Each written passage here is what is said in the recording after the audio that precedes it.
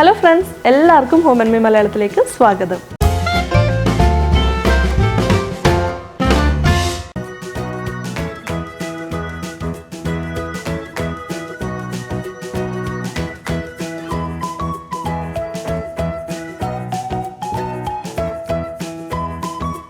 ഞാൻ വന്നിട്ടുള്ളത് 8ാമത്തെ റെസിപ്പി ആയിട്ടാണ്. 8ാമത്തെ റെസിപ്പി എന്ന് വെച്ചാൽ നമ്മളെ പായസമേളേൻ്റെ 8ാമത്തെ റെസിപ്പി.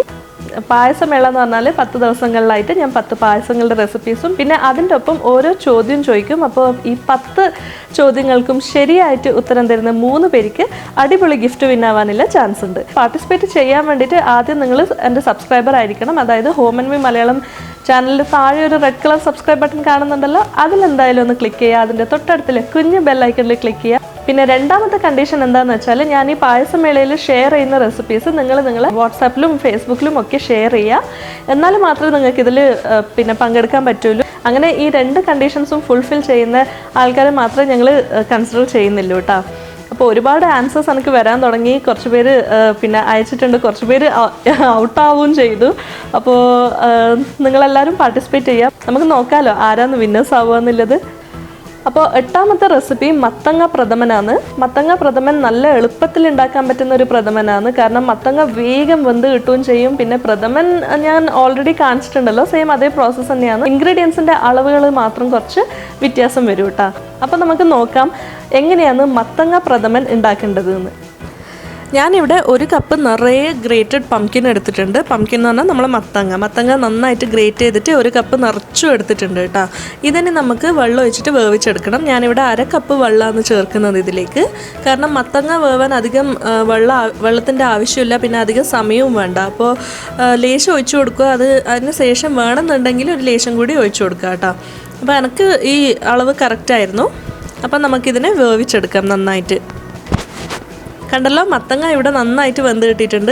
ഏകദേശം ഒരു 10 മിനിറ്റ് എടുത്തു കേട്ടോ.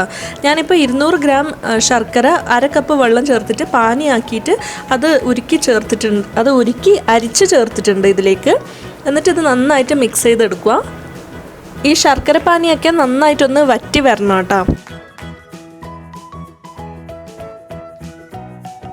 എന്താ കണ്ടല്ലോ, നന്നായിട്ട് വറ്റി വന്നിട്ടുണ്ട്. നമ്മൾ മത്തങ്ങ ശർക്കര പാനീനെ എല്ലാം നന്നായിട്ട് അബ്സോർബ് ചെയ്തിട്ടുണ്ട്. അപ്പോൾ ഇനി നമുക്ക് ഒഴിക്കേണ്ടത് 2ാം പാലാണ്. 2 കപ്പ് 2ാം പാലാണ് ഞാൻ ഒഴിക്കുന്നത്. ഇത് എന്നിട്ട് നന്നായിട്ട് മിക്സ് ചെയ്തെടുക്കണം. ഇത് നന്നായിട്ട് മിക്സ് ചെയ്തെടുത്തു. എന്നിട്ട് ഇത് നന്നായിട്ടൊന്ന് തിളച്ച് കുറുകണം കേട്ടോ. ആ സമയത്തിൽ നമുക്ക് ഒരു മിക്സ് റെഡിയാക്കാം. അതിനുവേണ്ടി ഞാൻ 1/2 കപ്പ് 2ാം പാൽ എടുത്തിട്ടുണ്ട്. പിന്നെ അതിലേക്ക് 1.5 ടേബിൾ സ്പൂൺ റാഗീൻ്റെ പൊടി ചേർക്കുന്നുണ്ട്. റാഗിപ്പൊടി എന്ന് പറഞ്ഞാൽ നമ്മൾ പഞ്ഞപ്പുല്ലിൻ്റെ പൊടി കേട്ടോ. റാഗിപ്പൊടി അല്ലെങ്കിൽ നിങ്ങൾക്ക് പിന്നെ ആററൂട്ടിൻ്റെ പൗഡർ എടുത്താലും കുഴപ്പമൊന്നുമില്ല. അപ്പോൾ ഇത് നന്നായിട്ട് കട്ടകളില്ലാണ്ട് ഇളക്കി മിക്സ് ചെയ്ത് പിന്നെ വെക്കണം. ഈ റാഗിപ്പൊടി എന്തിനാണ് ചേർക്കുന്നത് എന്ന് വെച്ചാൽ നമ്മളെ മത്തങ്ങ പായസത്തിന് നല്ലൊരു തിക്നെസ് കിട്ടാൻ വേണ്ടിയിട്ടാണ് കേട്ടോ. അപ്പോൾ ഇത് ഒരിക്കലും ഒഴിവാക്കരുത്. ഇതിലേക്ക് തന്നെ നമുക്ക് സ്പൈസസ് മിക്സ് ചെയ്തെടുക്കാം. ഇതിൽ തന്നെ നമുക്ക് സ്പൈസ് മിക്സ് ചേർക്കാം. അതിനുവേണ്ടി ഞാൻ 1 ടീസ്പൂൺ ഏലക്കേൻ്റെ പൊടി ചേർത്തിട്ടുണ്ട്. പിന്നെ ഒരു 1/2 ടീസ്പൂൺ ചുക്കിൻ്റെ പൊടി, പിന്നെ ഒരു 1/2 ടീസ്പൂൺ വറുത്ത് പൊടിച്ചിട്ടുള്ള ജീരകം. ഇതെല്ലാം കൂടി നന്നായിട്ട് മിക്സ് ചെയ്തെടുക്കണം കട്ടകളില്ലാണ്ട്. റാഗിപ്പൊടി പിന്നെ കുക്കാവാനായിട്ട് കുറച്ച് സമയം പിടിക്കും കേട്ടോ. ഒരു 5-6 മിനിറ്റെങ്കിലും എന്തായാലും പിടിക്കും. അതുകൊണ്ട് ഞാൻ ആവശ്യമില്ലതിനെക്കാട്ടിലും ഒരു ലേശം കൂടുതലാണ് സ്പൈസസ് ചേർത്തിട്ടുള്ളത്. കാരണം അതിൻ്റെ ഫ്ലേവർ കുക്കാവും തോറും ലേശം കുറയാൻ തുടങ്ങും. അതുകൊണ്ട് ഓക്കെ. അപ്പോൾ ഈ മിക്സെല്ലാം നമ്മൾ പിന്നെ നമ്മളെ നമ്മളെ കുറുകി വന്നിട്ടില്ല പായസത്തിലേക്ക് ചേർക്കുന്നുണ്ട്. അത് എന്നിട്ട് നന്നായിട്ട് കൈയെടുക്കാണ്ട് ഇളക്കി കൊടുത്തുകൊണ്ടിരിക്കണം. കാരണം റാഗി അല്ലെങ്കിൽ അവിടെ കട്ട പിടിച്ചിട്ട് കിടക്കാനുള്ള ചാൻസ് ഉണ്ട്.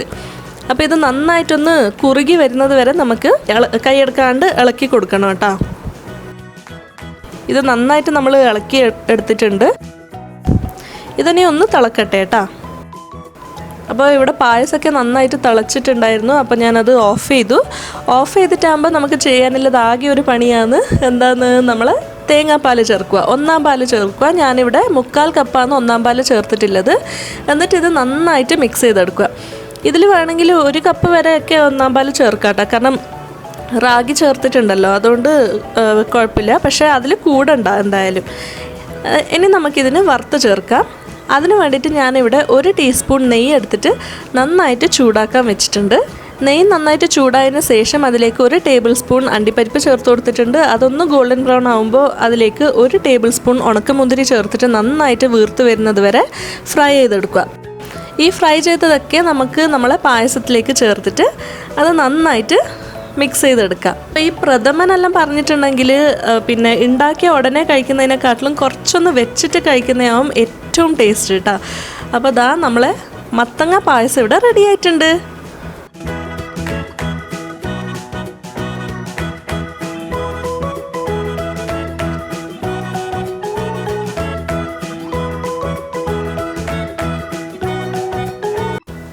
കണ്ടല്ലോ നമ്മൾ മത്തങ്ങ പ്രഥമൻ എത്ര അടിപൊളിയായിട്ടാണ് ഉണ്ടാക്കിയത് എന്നുള്ളത്. എളുപ്പത്തിൽ ഉണ്ടാക്കാൻ പറ്റുന്ന ഒരു നല്ലൊരു പായസമാണിത്. നിങ്ങളെല്ലാവരും ട്രൈ ചെയ്ത് നോക്കണം എന്തായാലും. അപ്പോൾ ഇന്നത്തെ ചോദ്യം 8ാമത്തെ ചോദ്യമാണ്. 8ാമത്തെ ചോദ്യം എന്താണെന്ന് വെച്ചാൽ, അപ്പോൾ ഈ മത്തങ്ങ പായസത്തിന് തിക്നെസ് കൊടുക്കാനായിട്ട് ഞാൻ യൂസ് ചെയ്തത് റാഗിപ്പൊടിയാണ്. റാഗിപ്പൊടി അല്ലാതെ മത്തങ്ങ പായസത്തിന് തിക്നെസ് കൊടുക്കാൻ വേറെ എന്ത് യൂസ് ചെയ്യാമെന്നാണ് ചോദ്യം. അത് ഞാൻ ഓൾറെഡി ഈ വീഡിയോയിൽ പറഞ്ഞിട്ടുണ്ട്. നിങ്ങൾ ശ്രദ്ധിച്ചിട്ടില്ലെങ്കിൽ ഒന്നുകൂടി വീഡിയോ കണ്ടു നോക്കൂ. ഓക്കെ, അപ്പോൾ എല്ലാവരും ഈ പായസത്തിൻ്റെ റെസിപ്പി ട്രൈ ചെയ്ത് നോക്കണം. ട്രൈ ചെയ്തിട്ട് ഇഷ്ടപ്പെട്ടിട്ടുണ്ടെങ്കിൽ ലൈക്ക് ചെയ്യുക, ഷെയർ ചെയ്യുക, കമൻറ്റ് ചെയ്യുക, സബ്സ്ക്രൈബ് ചെയ്യുക. സബ്സ്ക്രൈബിൻ്റെ അടുത്തുള്ള കുഞ്ഞ് ബെല്ലൈക്കൺ എന്തായാലും ക്ലിക്ക് ചെയ്യാൻ മറക്കരുത്. പിന്നെ ആൻസേഴ്സ് ഒക്കെ എൻ്റെ മെയിൽ ID അതായത് anusfoodcart@gmail.com എന്തായാലും അയക്കുക. പിന്നെ ഞാൻ ഡിസ്ക്രിപ്ഷൻ ബോക്സിലും കൊടുത്തിട്ടുണ്ട്, സ്ക്രീനിലും നിങ്ങൾക്ക് കാണാൻ പറ്റുന്നുണ്ടാവും എൻ്റെ മെയിൽ ID. അപ്പോൾ എല്ലാവരും പാർട്ടിസിപ്പേറ്റ് ചെയ്യുക. ഏപ്രിൽ 16 വരെ നിങ്ങൾക്ക് സമയമുള്ളൂ ഇതിൻ്റെ ആൻസേഴ്സ് എനിക്ക് തരാനായിട്ട്. അപ്പോൾ എല്ലാവരും പാർട്ടിസിപ്പേറ്റ് ചെയ്യുക. നമുക്ക് നോക്കണ്ടേ ആരാന്ന് വിന്നേഴ്സ് എന്ന്. അപ്പോൾ ഈ പായസം എല്ലാവരും ട്രൈ ചെയ്ത് നോക്കണം. നമുക്ക് അടുത്ത വീഡിയോ ആയിട്ട് കാണാം. അതുവരെ ബൈ ബൈ.